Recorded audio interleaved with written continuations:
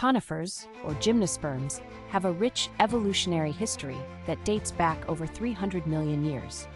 These trees thrived during the Carboniferous period, where their ancestors began to adapt to changing climates. With the advent of the Mesozoic era, conifers became prominent, adapting to arid environments with needle-like leaves, reducing water loss.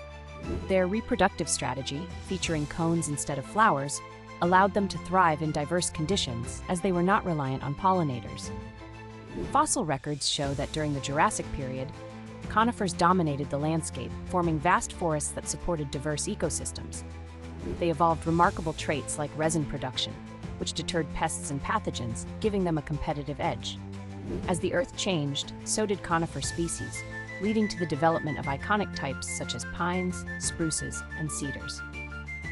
Today, conifers cover approximately 45% of the world's forested area and play crucial roles in carbon sequestration and habitat provision. Their resilience and adaptability over millions of years illustrate their significance in Earth's ecological balance, making them vital for both nature and human life.